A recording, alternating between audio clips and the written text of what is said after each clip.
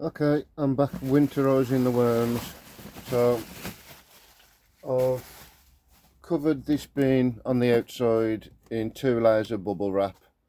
I've got one on the top just to try and protect the worms with the winter coming. Just because the only reason I'm concerned with this bin is because there's not a lot of soil bedding in the bin. So I don't think it's going to hold a lot of heat come the winter. So I've decided to put a heat mat, a small heat mat underneath, and try and keep the temperature up. So I've got where's my probe? So I've put a fishing lead on the end of the probe just for added weight, because I want this to stay in the bottom of the bin. The last thing I want is for this to drift up to the top, lie on the top, and then the stat's giving me a false reading and it starts cooking me worms. I'm not really looking for cooked worms. At the moment, that's the core temperature of the soil, which is 15.9 degrees, and the shed ambient temperature was like 13, 20, 12.9. So there's a good 2 degrees difference between the soil temperature and the air temperature in the shed, or wormery, whatever. But I've noticed at night, after a couple of hours of darkness, this soil temperature comes right down and matches the air temperature in the shed, and I don't really want that for the winter, because it's going to come down to like close to freezing in the winter, if not freezing. So I want to keep these babies warm and active and happy over the winter months. So I'm just going to put my probe in, but I'll just have a quick fluff through with the babies first, just to get some air in, make sure everybody's happy.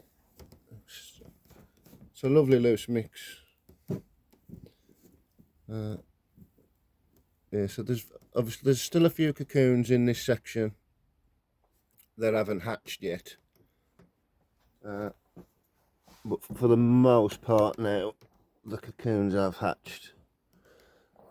There's just a few left, and there should be. There's some treats down this end, so some old bananas, so there should be a load of babies in this section there, look.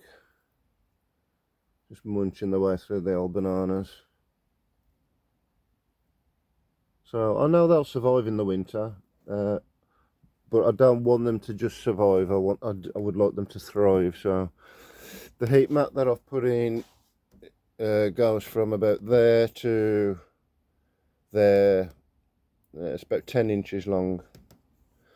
So I'm just going to spread this out, because I don't want the heat mat on the base of the unit without any soil over the top, because these worms do like to get about, and if they end up on the dry warm plastic, they'll just end up dying. So I just spread this around, make sure all these bananas and that get buried again. You can see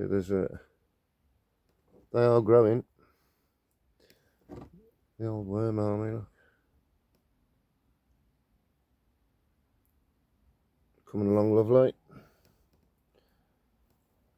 Let's get these. As you can see, the soil's not compacted at all. It's nice and loose. There's nothing wrong with that. It's not over wet. It is wet. It's definitely wet. It's not overly wet. Okay, I've only had these for a few months. This bin was started, let me have a look, July, 26th of July. July, August, September, October, November. So yeah, so all these worms in here are 4 months old. So these have all hatched from cocoons. So these are 4 months on. So they're getting on to be juveniles now. You get the odd one where the clitellum's developed. The band, that band there, That's where they do all the breeding, that's the clitellum. So once that's developed on the worm, then they are classed as juveniles then, and they are ready for breeding. But this bin is not about breeding, this is just about growing on these babies. So I'm not overly concerned about worm density in this bin, because I know worm density is a problem for breeding, but again, this isn't a breeding bin, this is just a grow out bin, if you like.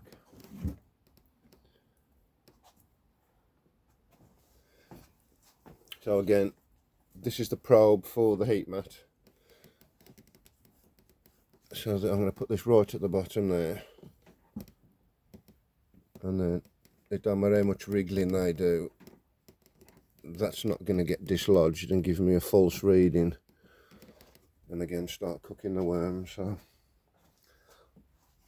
I've got the breeders in the worm oven there. They're set at 21 degrees C, which is 70 degrees Fahrenheit, which is the ideal lower temperature for the worms to be active at.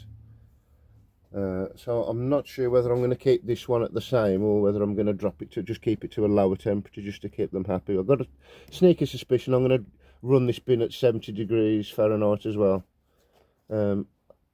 Obviously the faster these can grow, then the quicker production moves forward. So again, not surviving but thriving.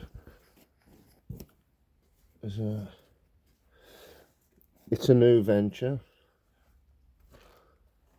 so I'm really not sure what I'm supposed to be doing. I've again watched a few videos, that's all any of us can do really, is just watch, learn, and as you make mistakes start adjusting and tweaking. But I'm trying to be a bit preemptive, because I know the winter's coming, it's just got round the corner, and with the lower activity from the breeder bins, that kind of convinced me that I needed to do something, not only just to winterize the worms, but to protect and let them thrive through the winter.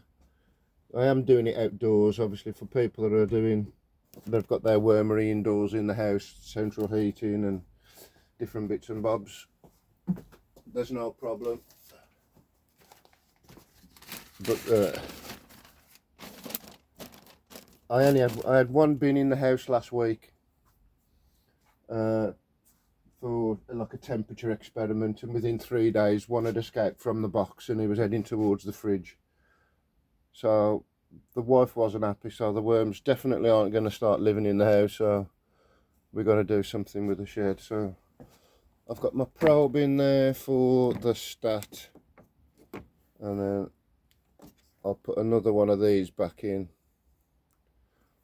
just to give me a backup reading, just so I know I can trust the stat. And then obviously I've got one for the air temperature in the shed, so I know what difference it's going to be.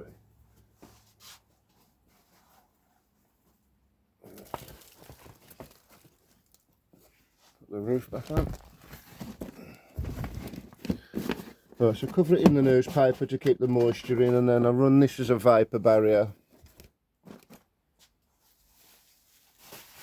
And then just now to start keeping the heat in, just a loose fitting layer of bubble wrap, just doubled over, again just to try and keep the heat in, so the heat mat's not running full bore all the while.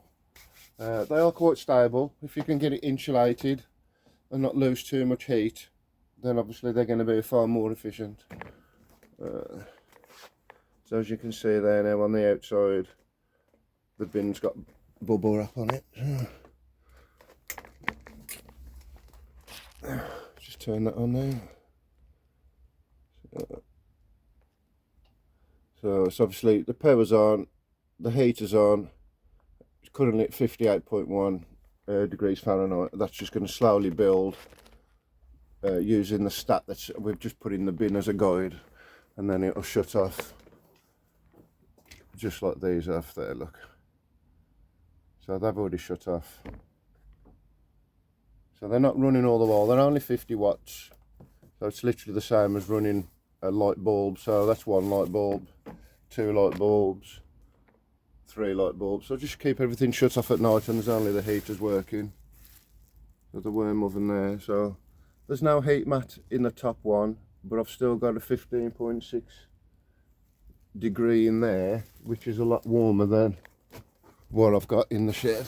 So it's at least 2 to 3 degrees warmer without any heat mat up there. And then I've got another probe inside one of these bins in the worm oven. So ambient temperature, I've got that probe just underneath the duvet, as I like to call it, on the top. So I've got 20 degrees at the top of the bin and 21 degrees at the bottom of the bin. So yeah, that's the worm oven. So my operation's only small at the minute, so I've not got a lot to protect. The worms that are in this bin, the babies and that, I think I'll just winterize the outside, put some lagging around the outside, but I'm just going to see what happens to these over the winter. I'm not going to put a heat mat under this lot. I'll just see what happens. But obviously, this batch there, I really want those to come on and grow over the winter. So there we go, winterizing the worms. That's all we can do, innit? 13.2 in the shed at the minute. Wish me luck, or wish them luck. Catch you next time.